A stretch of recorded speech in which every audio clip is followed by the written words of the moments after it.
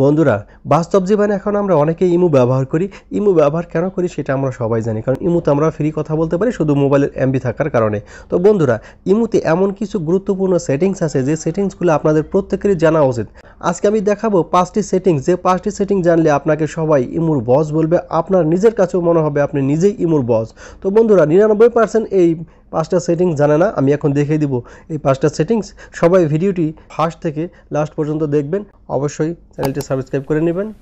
তো বন্ধুরা, ইমোর 5টি সেটিংস দেখানোর জন্য আপনাকে অবশ্যই ইমোতে একটা অ্যাকাউন্ট থাকবে, সেই অ্যাকাউন্ট থেকে আপনি এই সেটিংসগুলো করতে পারবেন। প্রথমে ইমোতে প্রবেশ করছি।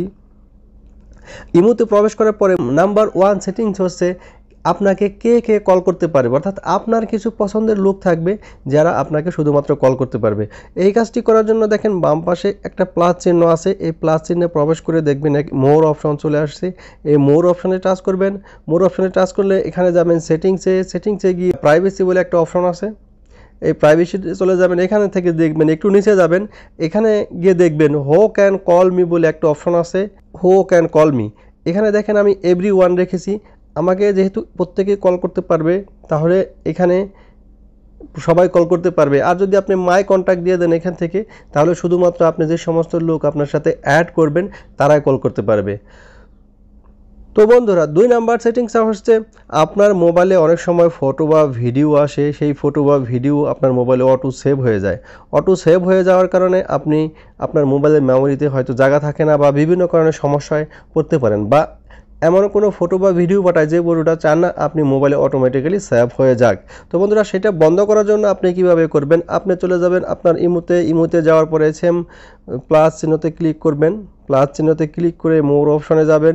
মোর অপশনে গিয়ে এখানে সেটিং অপশনে যাবেন। সেটিং অপশনে গিয়ে একটা অপশন পাবে, দেখেন এখানে স্টুডেন্টস অ্যান্ড ডাটা, এই স্টুডেন্টস অ্যান্ড ডাটাতে টাচ করবেন। এখানে টাচ করার পরে এখানে দেখেন একটা অপশন আসছে অটো সেভ আফটার রিসিভিং, অর্থাৎ আপনি যদি ফটো রিসিভ করেন সাথে সাথেই সেভ হয়ে যাবে।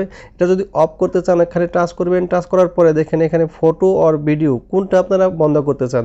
যদি দুইটাই বন্ধ করতে চান তাহলে এখান থেকে এই দুইটা সুইচই অফ করে দিবেন।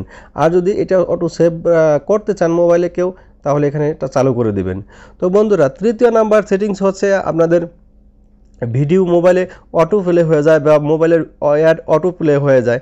আপনারা এই অটো প্লে অপশন কিভাবে বন্ধ করবেন? তো বন্ধুরা, সেম প্রসেস, আপনারা চলে যাবেন আপনাদের প্লাস চিহ্নে ও নিচে প্লাস চিহ্ন মোর অপশনে গিয়ে সেটিংয়ে যাবেন।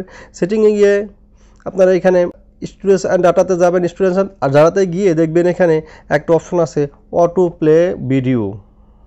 এই অটো প্লে থাকার কারণে আপনার মোবাইলের অ্যাডগুলো বা ভিডিওগুলো অটো প্লে হয়ে যাবে ইমোতে।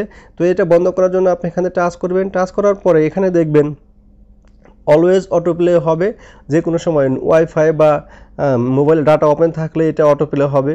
আর একটা আছে অনলি ওয়াইফাই, শুধুমাত্র ওয়াইফাই যখন কানেক্ট থাকবেন তখন আপনার ভিডিওটা অটো প্লে হবে বা অ্যাডটা অটো প্লে হবে।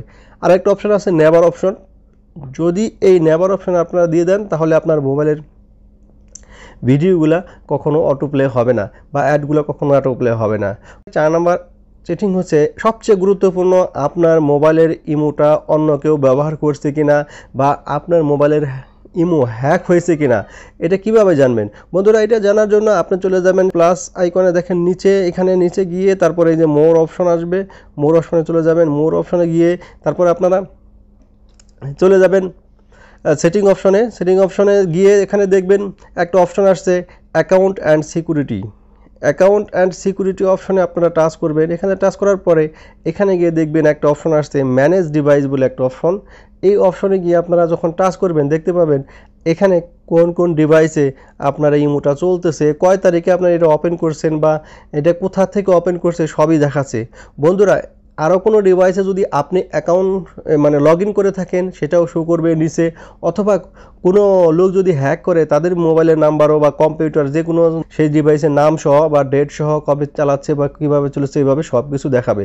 তো বন্ধুরা, আপনারা যদি এরকম দেখেন যে কেউ চালাচ্ছে, তার উপরে টাচ করবেন। তার উপরে টাচ করে আপনারা দেখবেন রাইট সাইডে রিমুভ আসবে অথবা নাম আসবে, নামের রাইট সাইডে 3টা ডট আসবে, ডটে গিয়ে আপনারা রিমুভ করতে পারবেন বা ডিলিট করতে পারবেন। কিছু দিন পর আপনাদের এরকম চেক করা দরকার আসলে আপনার ইমো হ্যাক হয়েছে কি না।